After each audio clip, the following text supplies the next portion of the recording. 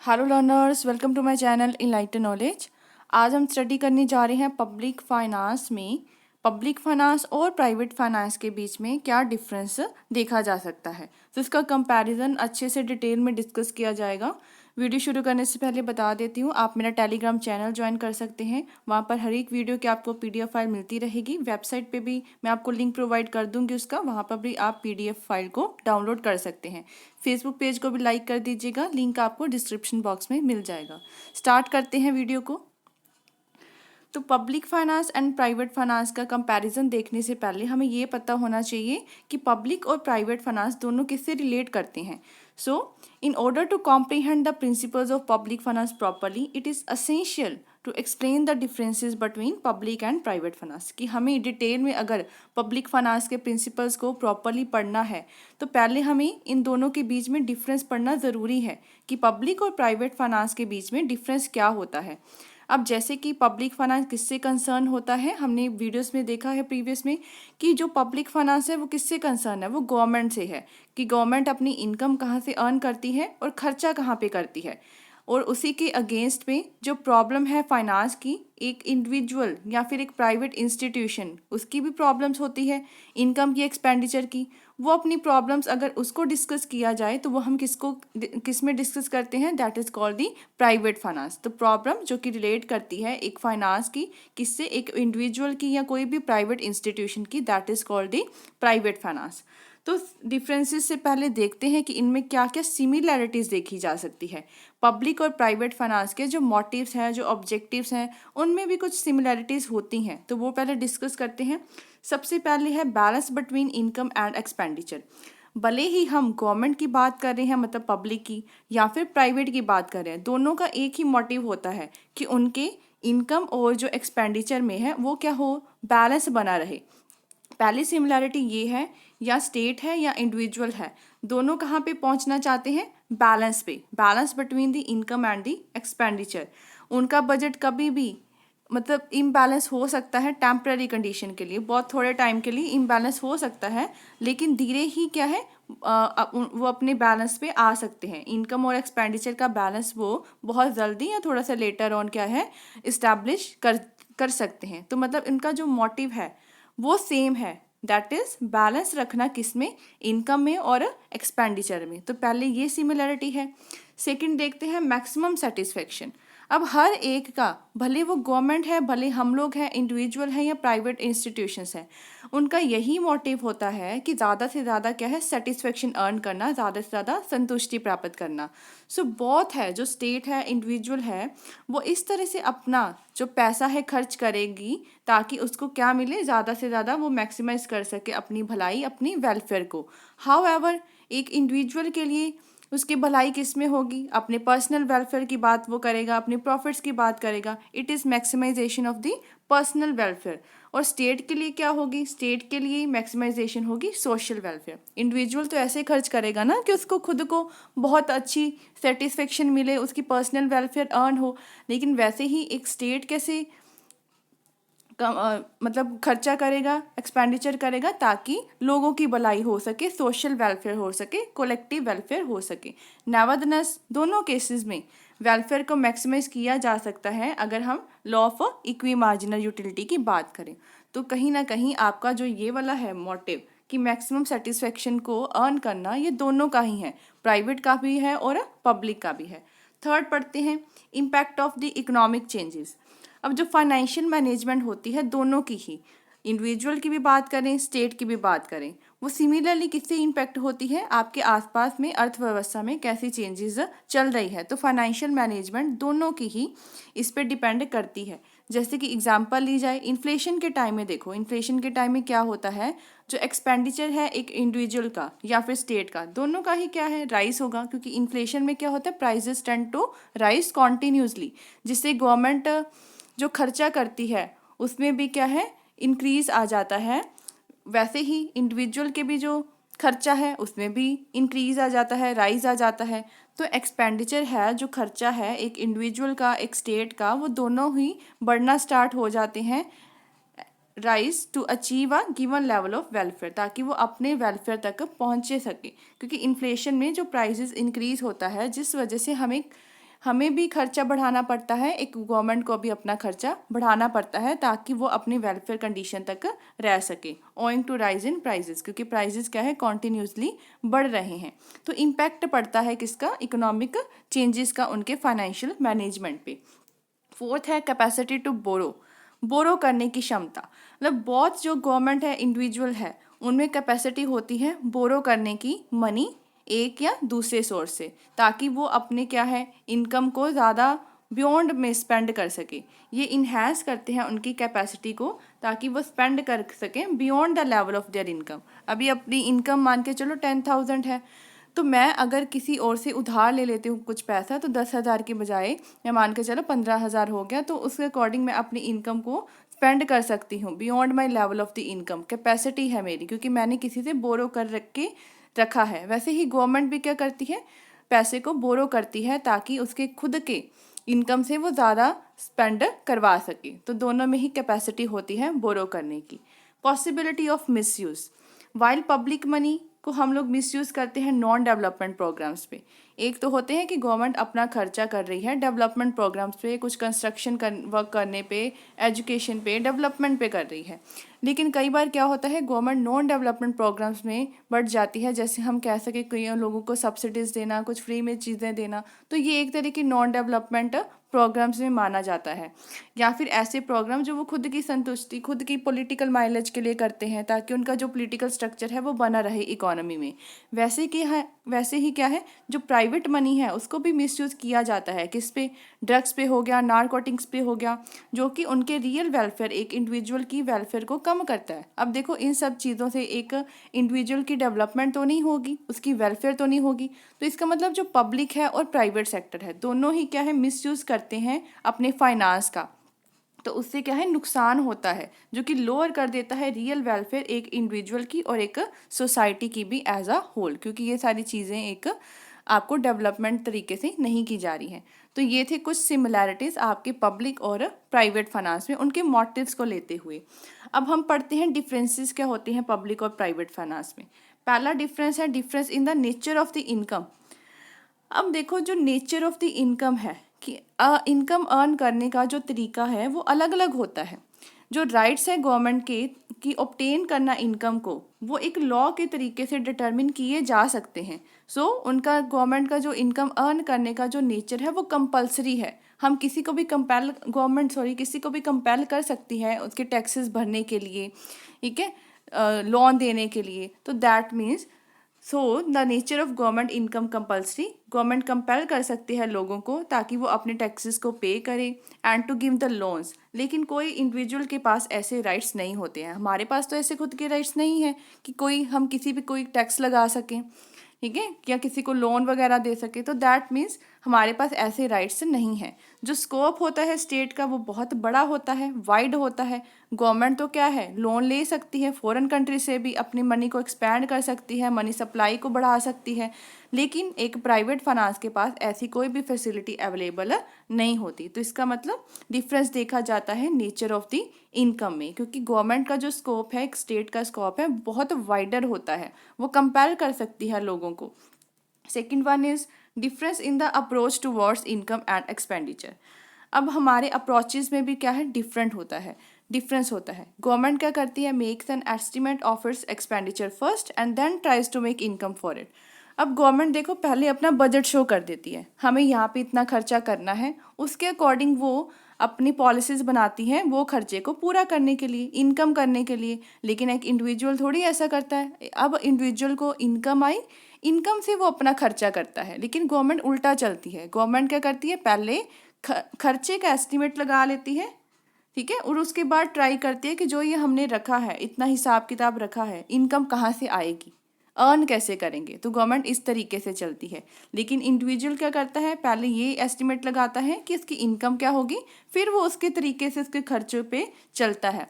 जैसे कि प्रोवर्ब जो हमारे पे जो लागू होती है, एक इंडिविजुअल पे अप्लाई होती है, वो है cut your coat according to your cloth, कि क्लॉथ के अकॉर्डिंग ही कोट की कटिंग की जाएगी ना, हमारे पास कितना है, ठीक है। अब नेक्स्ट देखो, कॉन्ट्रेरी टू इट, जो गवर्नमेंट है फर्स्ट ऑफ ऑल क्या करती है, डिटरमिन करती है, देखो डायमेंशन ऑफ द कोड, पहले वो देख लेती है कि कोड की डायमेंशंस क्या होने वाली है, फिर वो जाके अरेंजमेंट करती है क्लोथ का। तो इसका मतलब कहने का ये है कि गवर्नमेंट पहले क्या है, खर्चा देखती है, ठीक है, खर्चा देखती है, लेकिन हम लोग पहले अपनी इनकम देखते हैं, उसके अकॉर्डिंग खर्चा करते हैं ना। गवर्नमेंट पहले एस्टिमेट खर्चे का लगाती है, उसके अकॉर्डिंग ये सोचती है कि ये खर्चे को पूरा कैसे किया जाए, इनकम कहाँ से लेके आई जा सकती है। तो उसका अप्रोच अलग होता है एक इंडिविजुअल से। थर्ड है difference in the income elasticity. अब जो हमारी इनकम है, लोगों की, एक इंडिविजुअल की, प्राइवेट फाइनेंस की इनकम है, वो इनइलास्टिक होती है। इनइलास्टिक मतलब उसको अपनी रिक्वायरमेंट के तरीके से हम लोग बढ़ा घटा नहीं सकते हैं। In other word, he can not increase और decrease his income as required. बहुत कम चेंजेस उसमें पाई जा सकती हैं, लेकिन हम लोग ऐसा नहीं कर सकते। लेकिन गवर्नमेंट क्या है, गवर्नमेंट अपनी इनकम को ईजिली एक्सपेंड कर सकती है, वो टैक्सेस को बढ़ा सकती है, इनकम किसी और तरीके से अर्न कर सकती है। तो गवर्नमेंट पे पास जो इनकम की इलास्टिसिटी है वो ज़्यादा है। Contrary to it, government increase its income easily, rapidly, as such the income of government is relatively more elastic. तो जो इनकम है गवर्नमेंट की वो ज़्यादा इलास्टिक है, क्योंकि वो अपने तरीके से रिक्वायरमेंट से इंक्रीज या डिक्रीज करवा सकती है अपनी आमदन को। फोर्थ है difference in the nature of expenditure, मतलब खर्चा किस चीज़ पे करना है उसका भी नेचर में क्या है, डिफरेंस पाया जाता है। An individual wants to get the maximum benefit या फिर utility out of his expenditure, but several expenses have to be made in the public sector which are not directly beneficial to the government। अब एक individual क्या करता है, वो ज़्यादा से ज़्यादा बेनिफिट, यूटिलिटी लेना चाहता है, किससे, अपने होने वाले खर्चे से। जो भी वो खर्चा करता है मतलब उसको उससे ज़्यादा सेटिस्फेक्शन चाहिए। लेकिन कुछ एक्सपेंसेस ऐसे किए जाते हैं पब्लिक सेक्टर में जो कि डायरेक्टली गवर्नमेंट के लिए बेनिफिशियल नहीं होते। देखो इंडिविजुअल क्या है, वो सीधा देखता है मेरा बेनिफिट किस में है, वही किया जाता है। लेकिन गवर्नमेंट के ऑब्जेक्टिव्स बहुत अलग अलग होते हैं। वो ज़रूरी नहीं कि सारा कुछ जो खर्चा कर रही है वो डायरेक्टली बेनिफिशियल होगा गवर्नमेंट के लिए, या कोई इनकम को अर्न करवाया जा सकेगा लंबे समय के लिए। देखो हैबिट्स या कस्टम है वो हमारे पर्सनल एक्सपेंडिचर को बहुत ग्रेटली इफ़ेक्ट करती हैं, but public expenditure is motivated by the government policies.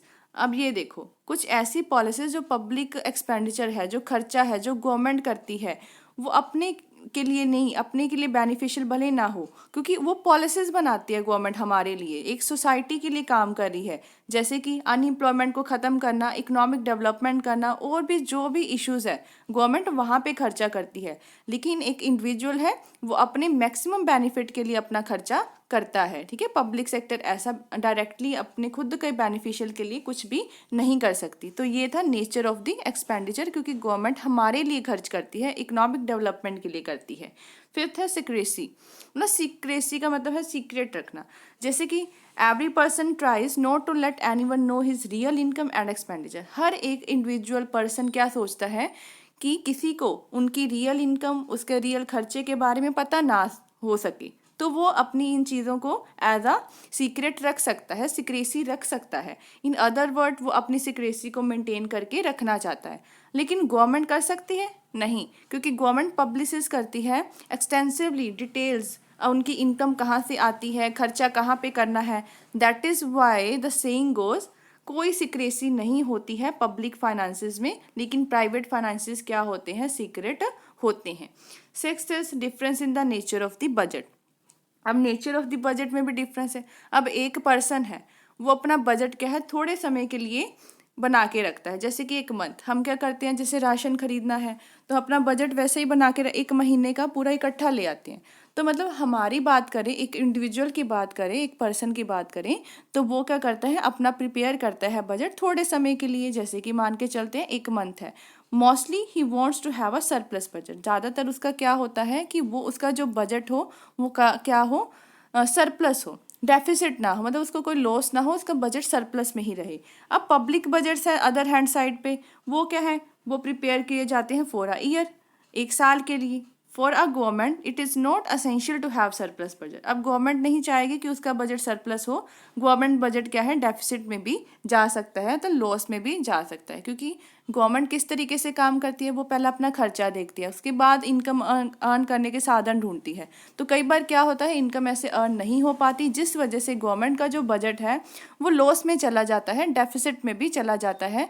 लेकिन एक जो पर्सन है वो अपना सरप्लस बजट ही मेंटेन करने की कोशिश करता है। Next is difference in the future program. एक इंडिविजुअल है, देखो, जनरली अटैच करता है, ज़्यादा इंपॉर्टेंस देता है अपनी खुद की अभी की ज़रूरतों को, एग्जिस्टिंग नीड्स को, than his future needs.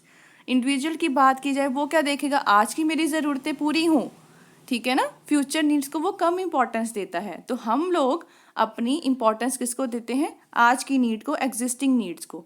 Short term की ज़्यादा इंपॉर्टेंस मानी जाती है than the long run in the private finance. Private finance की बात की जाए तो शॉर्ट टर्म की ज़्यादा इंपॉर्टेंस होती है लॉन्ग टर्म से। लेकिन अब स्टेट क्या है, एक परमानेंट ऑर्गेनाइजेशन है, फ्यूचर उसके लिए बहुत इंपॉर्टेंट है गवर्नमेंट के लिए। गवर्नमेंट अपना बहुत बड़ा हिस्सा जो रेवेन्यू का है वो लॉन्ग टर्म प्रोजेक्ट्स पे लगा देती है, जैसे मल्टीपर्पज़ प्रोजेक्ट हो गए, इस्टेब्लिशमेंट करनी है हैवी इंडस्ट्रीज़ की, डैम्स की कंस्ट्रक्शन करनी है। तो मतलब गवर्नमेंट फ्यूचर के बारे में सोचती है, वो ज़्यादा अपना पार्ट रेवेन्यू का फ्यूचर के लिए, फ्यूचर प्रोजेक्ट्स पे लगा देती है। लेकिन इंडिविजुअल अपनी एग्जिस्टिंग नीड्स पे ज़्यादा इंपॉर्टेंस देता है शॉर्ट टर्म नीड्स पे। Eighth is difference in the objectives. Private finance हमेशा एम करती है कि उसको ज़्यादा से ज़्यादा प्रॉफिट हो, लाभ हो। लेकिन गवर्नमेंट किस पे एम करती है, ऑब्जेक्टिव्स में भी डिफरेंस आ गया ना। प्राइवेट का मोटिव क्या होता है, मैक्सिमम प्रॉफिट। पब्लिक का क्या होता है, ज़्यादा से ज़्यादा बढ़ाना किसको, सोशल वेलफेयर को, कंट्री को डिफेंड करके रखना, along with the economic profit. Economic profit के साथ साथ में उसके जो और भी ऑब्जेक्टिव्स हैं उसको भी क्या करना, फुलफिल करना। Next is difference in the organization. Financial setup of state is much more extensive than that of individual. अब देखो, इंडिविजुअल का जो ऑर्गेनाइजेशन से ज़्यादा कोई लेना देना नहीं होता, क्योंकि जो फाइनेंशियल सेटअप होता है वो एक स्टेट का बहुत वाइडर होता है, बहुत बड़ा होता है एक इंडिविजुअल से। सो देयरफॉर एक स्पेशल टाइप की ऑर्गेनाइजेशन को बनाया जाता है उन सभी को मैनेज करने के लिए। आपने देखा होगा गवर्नमेंट में बहुत सारे डिपार्टमेंट होते हैं, बहुत सारे मिनिस्ट्रीज होती हैं जो अलग अलग चीज़ों को देखती है। तो गवर्नमेंट का एक वाइडर स्कोप है जिसके लिए मैनेज करने के लिए एक ऑर्गेनाइजेशन का होना ज़रूरी होता है। तो स्टेट को सेटअप करने पड़ते हैं डिफरेंट डिपार्टमेंट्स को, ताकि उनके जो पब्लिक फाइनेंस को प्रॉपरली मैनेज किया जा सके। लेकिन एज अ इंडिविजुअल ऐसा कुछ भी देखा नहीं जाता है। तो ये था आपका difference in the organization. 10th है resource allocation. According to professor S P. Newman, जो एलोकेशन है रिसोर्सेज का प्राइवेट सेक्टर में, वो किस पे बेस होता है, वो बेस होता है आपके क्या प्राइजेस प्रिवेल कर रहे हैं मार्केट में उस टाइम पे। रिसोर्स एलोकेशंस मतलब कि चीज़ों की जो है वो डिस्ट्रीब्यूशन करना अच्छे तरीके से। तो एलोकेशन जो रिसोर्सेज में है प्राइवेट सेक्टर में, वो किससे मेड की जाती है, ताकि उसका बेस क्या होता है कि प्राइस क्या प्रिवेल कर रहे हैं मार्केट में। लेकिन जो पब्लिक फाइनेंस की एलोकेशन होती है वो ज़्यादातर किससे इफेक्टेड होती है, bye budgeted decisions of the government. Government जो भी बजट के रिलेटेड डिसीजंस लेगी उस पर डिपेंड करेगी आपकी रिसोर्स एलोकेशन। और ये डिसीजंस डिपेंड करते हैं बहुत सारे ऑब्जेक्टिव्स पे, प्राइजेस को छोड़ते हुए, मार्केट मैकेनिज्म को ध्यान में ना रखते हुए, बहुत सारे बाकी ऑब्जेक्टिव्स भी होते हैं गवर्नमेंट के, जिस तरीके से वो रिसोर्स एलोकेशन इफेक्ट होती है। अब देखा होगा कि प्राइवेट फाइनेंस में क्या है, प्राइजेस के अकॉर्डिंग, जो प्राइजेस प्रिवेल कर रहे हैं मार्केट में उसके अकॉर्डिंग रिसोर्स एलोकेशन देखी जाती है। लेकिन पब्लिक सेक्टर में गवर्नमेंट अपने बजटेड डिसीजंस लेती है, उनके और भी बहुत सारे ऑब्जेक्टिव्स होते हैं जिससे वो रिसोर्स एलोकेशन कर सकती है। Next is deficit financing. जब government does not get the request, मतलब जो उसको रिक्वायरमेंट रेवेन्यू होता है, मान के चलो गवर्नमेंट को उतना नहीं मिल पा रहा, तो गवर्नमेंट क्या है, लोन ले सकती है। सेंट्रल बैंक ऑफ कंट्री, जो भी कंट्री का जो मेन बैंक होगा, उससे गवर्नमेंट लोन ले सकती है। अब सेंट्रल बैंक क्या है, वो लोन कैसे देगी गवर्नमेंट को, bye printing the new currency note, नए नोट छाप कर, ठीक है। जैसे कि इंडिया में आरबीआई है, तो आरबीआई कैसे लोन देगी, डेफिसिट फाइनेंसिंग करके, नए नोट्स को प्रिंट करके।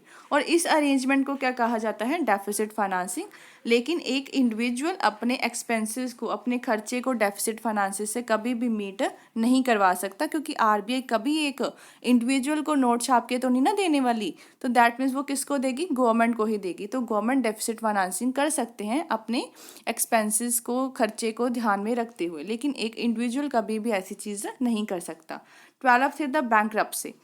बैंकरप्सी होता है किसी का दिवालिया निकल जाना, in the sense so a person can go bankrupt, कि उसने बहुत सारे लोन लिए हुए हैं, उसने चुकाए नहीं, उसके बाद क्या है, बहुत ज़्यादा उस पर कर्जा हो चुका है, बहुत ज़्यादा बैंक्स की रेट पड़ने लग गई है, तो दैट मीन्स वो बंदा क्या है, बैंकरप्ट हो जाता है।